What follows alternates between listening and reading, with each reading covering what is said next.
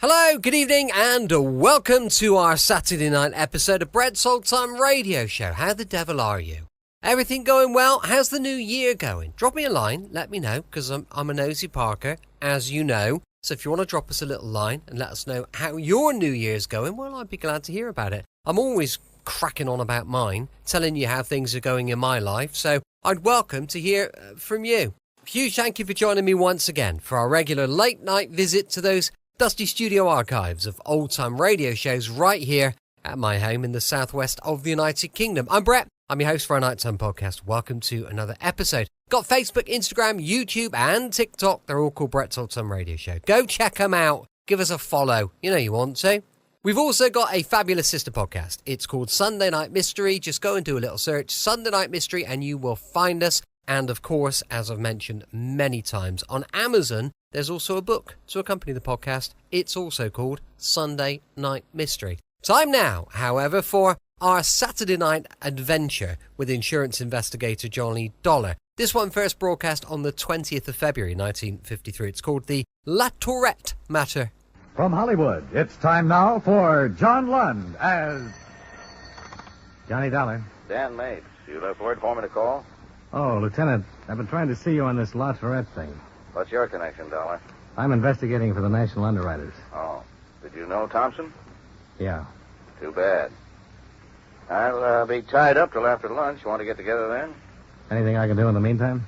No, thanks. But enjoy the weather, Dollar. I don't think you'll enjoy the case. I'll see you in my office about 2. Right, Lieutenant.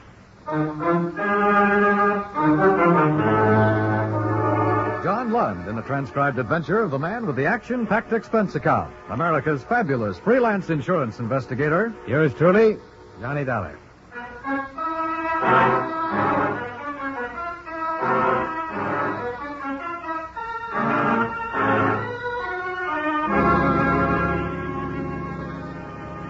Expense account submitted by Special Investigator Johnny Dollar to Home Office, National Underwriters, Hartford, Connecticut. The following is an accounting of expenditures during my investigation of the Latourette matter. Expense account item 1, $97.50. Airfare and incidentals between Hartford and Denver.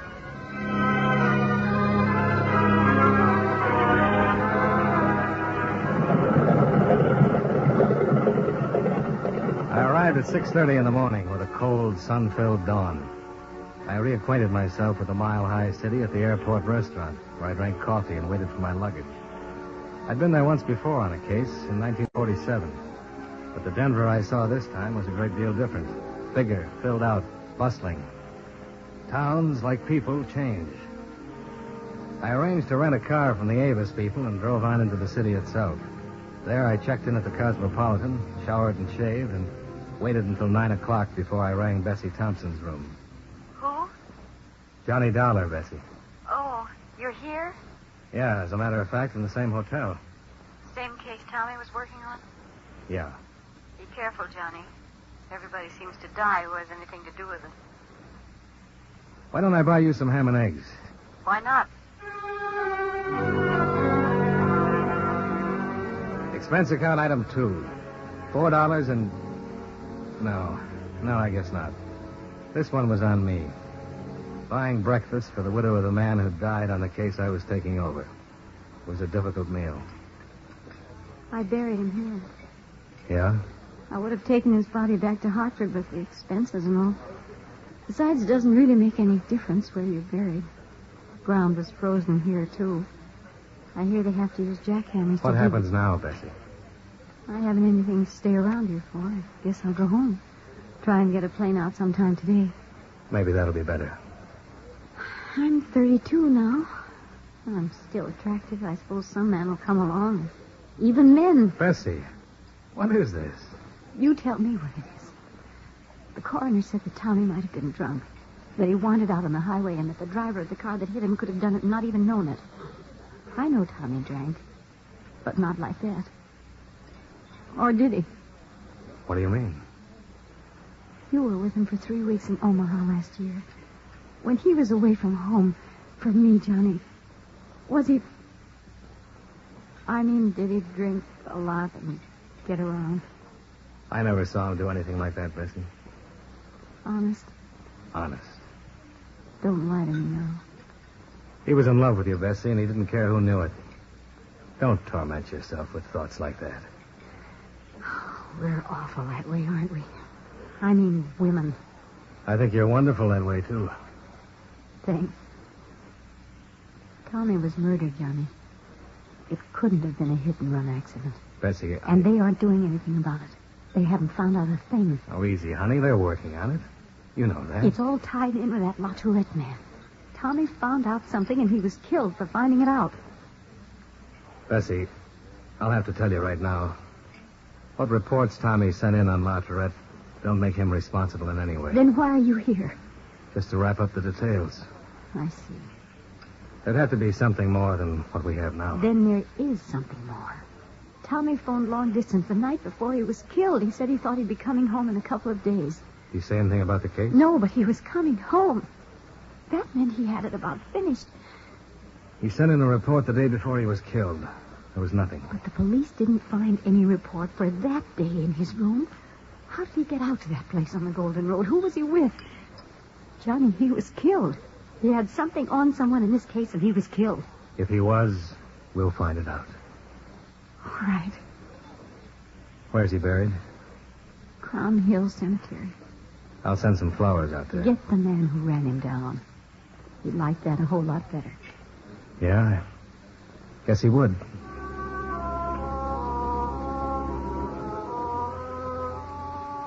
I suppose I was trying to tell her in the gentlest way I knew that men do go out to taverns and drink, that occasionally they do drink too much, and that it was entirely possible that Tommy Thompson had been killed as reported, and not for any information or investigating connected with Frank Latourette. When I met and talked with Lieutenant Mapes at 2 o'clock, he confirmed this. Here's the report from our arson man. Uh-huh. And this is from homicide. Uh-huh. You can take those copies with you if you like. Had them made up for you. Thank you very much, Lieutenant. The fire was reported by a passerby about 2 o'clock last Wednesday morning. By the time the trucks got there, the whole bookstore was in flames. When they broke in, they found Mrs. Latourette's body. She'd suffocated in the smoke. Her husband said she'd been there working on the books. Uh-huh. There was no evidence that her death was anything but accidental. And in the opinion of our arson man, the fire was caused by her cigarette. She fell asleep working in the office, and the place caught fire. But your man Thompson probably sent you all this, didn't he? Yeah, the fire policy had to be investigated. Now, as far as Thompson's death goes, we're looking for a hit-and-run artist. The people who operate the tavern out there said he absolutely was not in there that night. Mm-hmm. At any rate, we'll have to go on that assumption because we haven't been able to dig up anyone who can say he was there that night. The tavern people could be lying. Thompson could have gone in there, gotten himself loaded, and walked out in front of a car. They'd be in license trouble if that happened. Yeah, sure. On the other hand, we'll just have to assume Thompson wasn't in that tavern at all. Then what was he doing out on the Golden Road? I don't know. You know how he got there? I haven't found that out either. Still checking the cab company. He might have been with someone? Well, he might have. I don't know that either, Dollar. I suppose you've wondered if it could be connected with Latourette. Oh, yes. I've wondered. When a man in the same business dies like that, you're bound to wonder. But wondering about things is one of our hazards, Dollar. Well, you have it all right there. Since Latourette stands to collect about $80,000 fire damages and $17,000 on his wife's death, he's been got into twice now. Your man Thompson did a lot of it, and we did a lot of it. Yeah. Now, the night of the fire, Latourette was bowling over at a place on Glen Arm. 17 witnesses saw him there. He's in good financial shape, doesn't owe anybody a dime. The neighbors tell us he's always had a nice home life. He has a boy who plays football in one of our high schools. So, why look at Latourette anymore? Yeah, but... But your man Thompson was killed looking into it. Is that it? That's it, Lieutenant. Thompson's wife's in town. She buried him yesterday, and she's pretty broken up. Sure she is. I talked to her at the funeral. Her husband died hard and cold out on a lonely road, and we say he was drunk and got in front of a car. But in spite of the questions we were just tossing around about how he got out there on the Golden Road and what he was doing there, it still looks like a hit and run on a drunk. And that had seemed to have about ended? No, I should say not. We want to find the bird who ran Thompson down. And if there isn't enough in those reports to satisfy you that the fire was an accident, that Mrs. Latourette's death was an accident, and that Thompson's death was what we say it is, then just sound your horn. I'm around all day, and I'm open to any kind of suggestion. Okay? That sounds fair enough, Lieutenant. I might give you a ring. Right.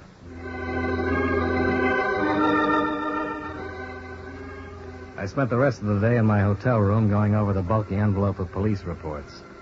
I compared them with information Thompson had forwarded to the office before he'd been killed. No matter how you looked at it, the whole business was a story of tragedy, of violence and death. Mapes was right. I wasn't enjoying the case, and I was anxious to close it.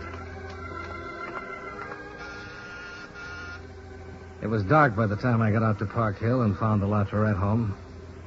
Through the drawn shades of the living room, I saw the figure of a man. He didn't move when I used the doorbell. Hey. Hello in there. Hello? Who is it? My name's Dollar, Mr. Latourette. He won't be back until tomorrow. I wonder if I could leave some papers for him to sign. Leave him at the door. I'll get him later. There was something about the voice, the strain and shakiness in it that worried me. I didn't leave the papers outside the door. I merely tried the knob. All right. Come in if you have to. Hey, what is this? Why the shotgun? Get in. You get inside and close the door. I'll kill you. Okay. Move right over there, mister. Right over there. All right, you can stop. Where's Mr. Latourette? Oh. You'll get the same thing if you do anything funny at all. Why?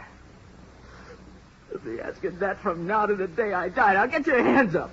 Up. They're up, Sonny. Look, he might still be alive. You could call a doctor and... He's dead. I made sure. I don't know who you are or why you did this, but you'll never get away with it. They'll catch you. Who cares? You better give me that shotgun. Don't try to get close to me now. Who are you? I'm an insurance investigator. My name is Dollar. Mr. Dollar, I don't quite know what to do about you. Give me the gun. Oh, no. Oh, no. This little baby's got more work to do tonight. Yes, sir, just a little more work. Why did you kill him? He killed a man and a woman. I guess that gives me a right to turn around and kill him. What man? What woman? Somebody you probably know. A man named Thompson. He ran over him the other night. Oh? Sure. He ran him down with a car because Mr. Thompson found out about a woman. His lady love. His lady love? Oh, he had one, a real pretty lady. Who helped him burn my mother to death in a fire so they could be together. I'll see that they get together real soon. Your mother? Your name is Latourette? That's it. Bruce Latourette. That's my old man lying there.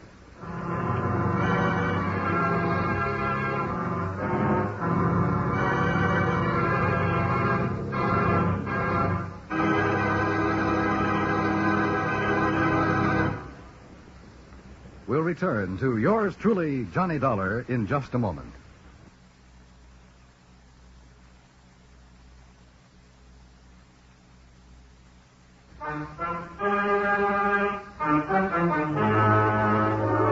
Now, with our star, John Lund, we bring you the second act of yours truly, Johnny Dollar.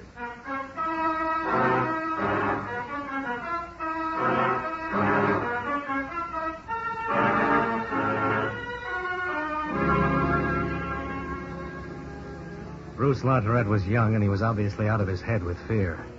But in spite of it, he held on to the shotgun. Turn around. Look, Bruce, this won't do you any good. You can't get away with a thing like this. Turn around now. Turn around. Go on. If you're going to shoot me the way you did him, you're going to have to work on it a little harder. I won't turn around and die that way. I don't want to shoot you. You haven't done anything to me. Now, I told you to turn around and do it. He didn't do anything to you either, but you shot him. He killed my mother. He couldn't have killed her. The police checked him. The police don't know about Evelyn. Nobody knows about Evelyn but me. She burned the store down, and he might as well have done it. Evelyn? Evelyn who? I'm going to kill her, too. And I'll shoot you if you don't stop right where you are. I don't want to, but I will. That's better.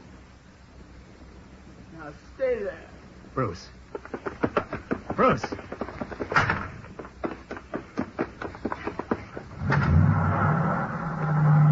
Bruce! Bruce!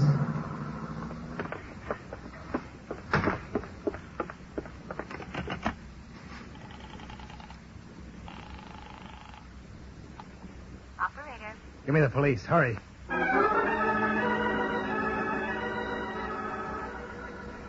I gave a license number and the description of the car over the phone, along with the other information on Bruce Latourette. Several prowl cars arrived, but there was nothing that could be done for Frank Latourette. I waited for Lieutenant Mapes. We sure pitched this one wrong. Lord. Yeah, everybody did. Huh? 8:15. I thought they'd pick up that kid by now. APB's been out since you phoned. Shouldn't be too hard to spot. He wants to kill somebody named Evelyn, and he looked pretty determined. I never saw such a thing in my life. You suppose he's dreamed all this? I don't know him well enough. Latourette might have had a woman who helped him burn down the store and kill his wife.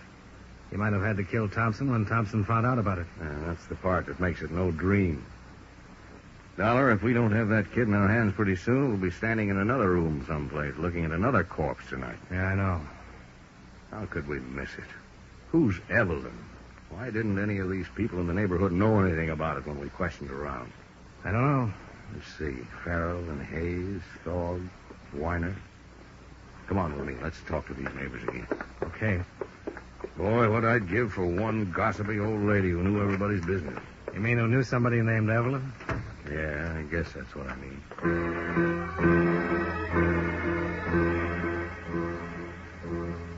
An hour of questioning in the neighborhood revealed no one who had any knowledge of Frank Latourette's association with a woman whose first name was Evelyn. Bruce Latourette seemed to have completely disappeared somewhere within the city. However, at 10:15, a young girl walked into police headquarters and asked to see Lieutenant Mapes. I was in the office when she was ushered in. What's your name, miss? Dorothy Kelly. This is Mr. Dollar. I'm Lieutenant Mapes. How do you do? At the desk, they said you had some information about Bruce Latourette. Is that right? What will you do to him? Try and stop him from killing another person. He's already killed his father. Yes, I know. I heard it on the newscast at 9 o'clock. You want to sit down? Thank you. You know Bruce? Yes, we go to school together. Mm-hmm. I don't know exactly how to tell you this. It isn't easy, I mean. I've heard Bruce talk about it ever since his mother was killed in a fire last week. Maybe I shouldn't have come down here at all. Well, if it'll help us stop him from killing someone else, you did the right thing.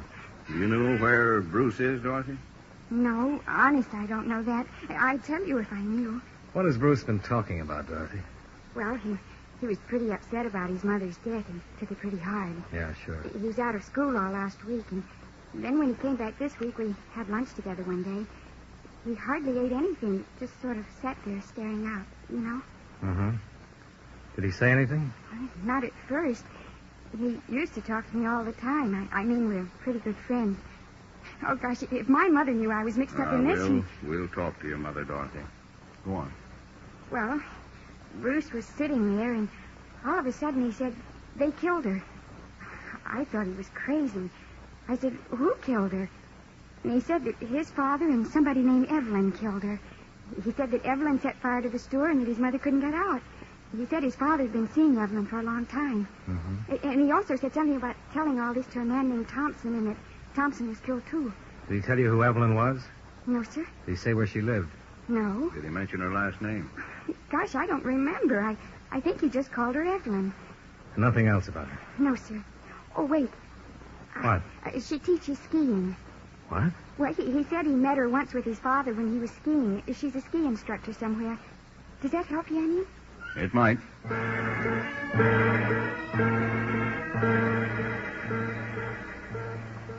It did help.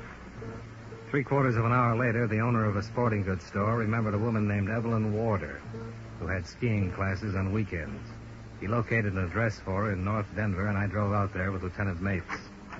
She was a tall, plain-looking woman in her early 30s. What is it? Miss Evelyn Warder? Yes? Police. I'd like to talk to you for a minute. What about? May we come in? Well, yes. You know a man named Frank Latourette? No, why? His son shot him to death tonight. Do you know him? Miss Warder? No. Why are you here telling me this? Don't you know? No, I don't know. I have no idea. I was there right after Mr. Latourette was killed. His son said he was going to kill a woman named Evelyn. He's still loose. What are you doing, talking to everyone named Evelyn? You going down? If you didn't know Latourette, you don't have anything to worry about. If you're lying to us, you're liable to get killed. He came by because we thought you might be the one he's after. We don't have a lot of time. I don't know anyone named Latourette. And you're okay. Sorry to have bothered you. That's all right. Good night. Good night. Night.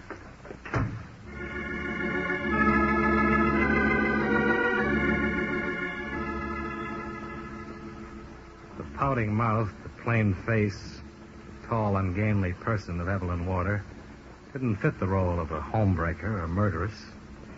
But we sat in the car across the street from her house. Mapes put in a call for 2 more cars to come out. It really didn't get sunny all day today. And this is a pretty lousy night. Nothing to say? Nope. Sure you don't. You could be in a nice warm hotel room getting a head full of sleep right now. I can do that anytime. Right now, I want to be around when somebody talks about a fire my company has an $80,000 claim on. And the murder? And Tommy's murder. Oh, the whole thing. Tommy's wife this morning wondering if he played around with other women. That kid standing there shaking and crying and killing and out to do more killing. I'd like to sleep. I don't think I could. Wonder where that kid went to. Should have had him by now, if he stuck with the car at all. How could he walk around town carrying a shotgun without being a little conspicuous? Yeah. This could be the wrong Evelyn. It's the only one we've got a line on. Yeah. Dollar, this stinks. What? That's the right Evelyn in there, and if that kid isn't picked up, he'll be around to kill her tonight. Yeah. So let's go in and give her the business. If she said... Hey, across the street. What? That's the car. The kids? Yeah. Let's go. How'd he get here without... Over there. Yeah. Come on. Bruce! Latourette, this place is covered. You'll never get away alive. Ow. Yeah. You okay? Shooting in the dark. That isn't going to do you any good, Bruce. Let me try. Sure. Bruce, this is Johnny Dollar, remember? Tell your police friends to keep down or I'll kill somebody. I don't want to kill anybody but her. I will if you try to stop me. And they don't want to kill you, Bruce. Put down the gun. I'm going to get her. The law will take care of her if what you say is true. I want to take care of her. Evelyn? Evelyn! This is Bruce Latourette. You killed my mother. We're going to have to do it, Johnny. Wait. Bruce! She isn't there. Get him away from here. Get him away from here. Get him away from here. Upstairs window. Yeah. She wasn't here, huh? Make himself a perfect target. One more chance, Latourette. Throw the gun down. Okay, boys.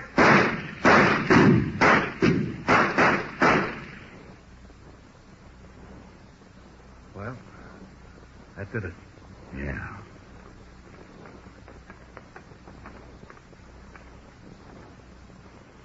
I'll get an ambulance.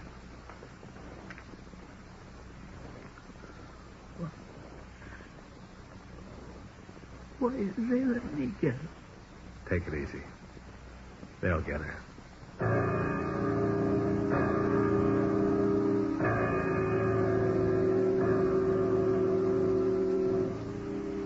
They did get her. She was taken down and charged with suspicion of murder and arson. Bruce Latourette was removed to the emergency hospital and died there 3 hours later. I was in his office when Lieutenant Mapes had a stenographer take a confession from Evelyn Warder. All right, Miss Warder. I met Frank 3 years ago skiing. He asked me to have dinner with him one night in town. Later, he'd see me every now and then. It was his idea. Killing his wife? That? No, that was mine. You figured out how to do it? Yes, why? You mind telling us about it? I knew she worked on the books in the store at night. I had a key to the store. I just went in there and saw she was sleeping and started the fire. How? Wastebasket. I knew the smoke, and that little office would do the rest. Had you ever met her before? Oh, no. You never talked to her at all? No. Did he? I mean, about a divorce? He said he did, but I know he didn't. He didn't want to divorce her for me. So you killed her? I guess I did. The insurance man, Thompson? Yes. I guess the boy told him about us. He followed us out to the place on the Golden Road. I told Frank we'd have to get rid of him. And we did. Who was driving, Evelyn? I was. Your car? Yes. You killed them both, then? Mrs. Latourette and Thompson? You don't think Frank could have the nerve to do anything like that, do you? I don't know why I went for him. I really didn't, I guess. He has money, but no nerve. Okay, Evelyn. Anything else? What happens to me? That's up to the court, Evelyn.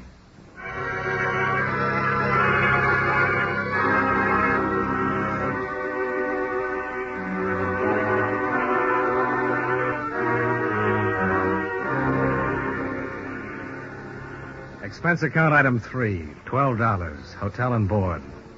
Item 4, $12.50, car rental. Item 5, same as item 1, plane fare back home. Expense account total, $219.50. Yours truly, Johnny Dollar.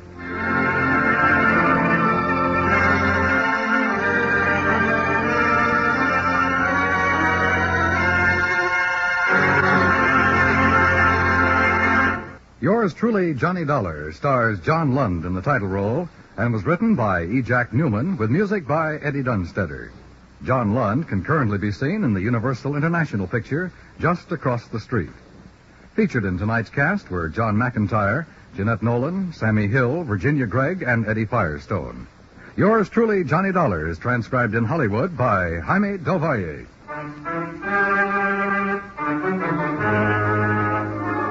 This is Dan Cumberly inviting you to join us next week at this time when John Lund returns as Yours truly, Johnny Dollar.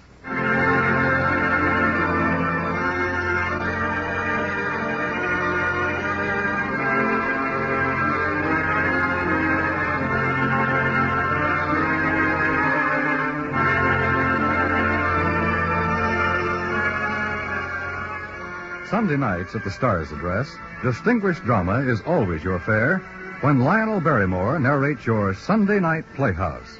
Each week, this fine program turns the spotlight on a little-known or unsung hero of American history, bringing you the highlights of his career in brilliant original dramatizations. Don't forget, this Sunday on most of these same stations, Sunday Night Playhouse, starring Lionel Barrymore.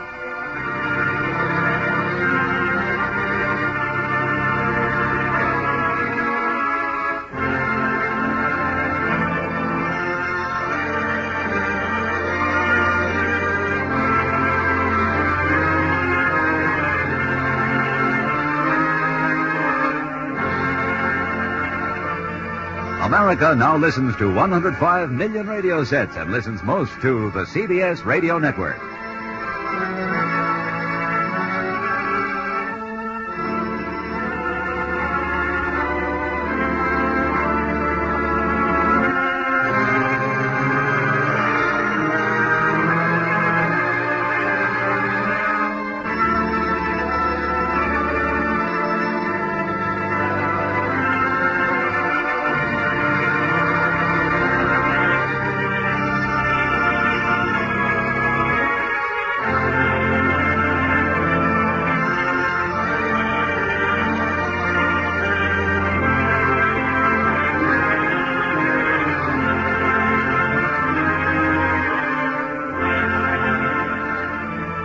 Welcome back. Hope you enjoyed our latest adventure with insurance investigator Johnny Dollar. More adventure tomorrow with the man called X. That's going to be going live at 5 p.m. UK time. Now, as I mentioned earlier, we've got a sister podcast. It's called Sunday Night Mystery. There's also a book on Amazon to accompany it, also called Sunday Night Mystery. Go check them both out. That would be brilliant. Well, for now, thanks for listening. I'll be with you 7 days a week, each and every week, and I'll see you tomorrow on Brett's Old Time Radio Show. Love you. Bye.